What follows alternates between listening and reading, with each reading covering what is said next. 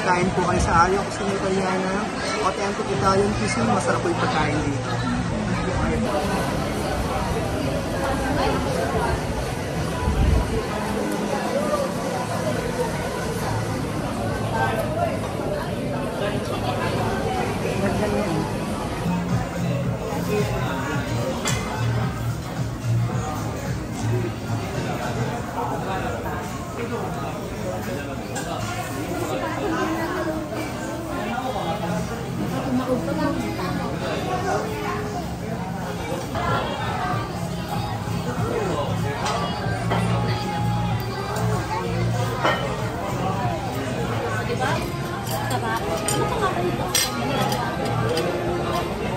Cucina Italia. Wow, Cucina Italia. Dito sa Boracay. Walang iba kundi sa Boracay lang to.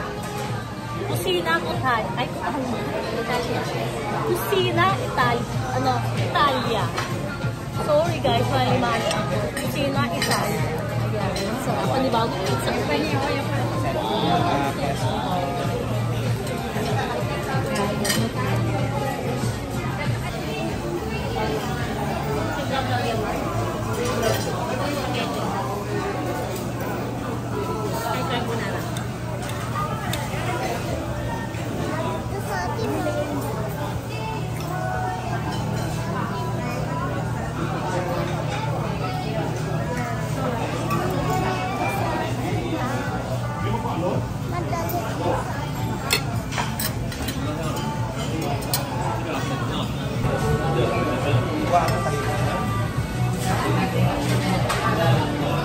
Guys, ang ganda ko talaga dito sa Boracay. Dito na ako titira. Dito na ako titira, tita. Ang ganda ko sa Boracay, oh. Kaibang kanilang hot sauce. Ayun, oh, may oil, tapos ilalagay mo sa inyong pizza. Ay! Grabe.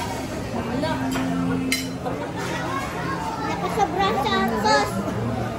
Ba't ganun yan? Oh my God! Oh my God! Ang anghang ng aking pizza. Try natin, guys. Sabaw. Ano yan? Sarap.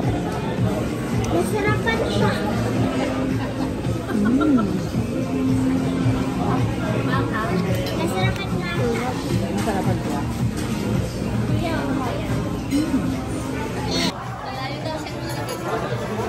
Lapit ko sa'yo.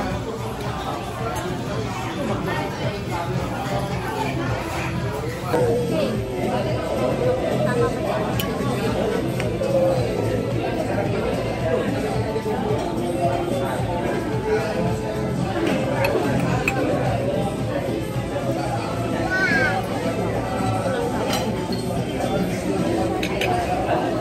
Kain po kayo sa Aria Cucina Italiana. Authentic Italian cuisine, masarap po yung pagkain dito.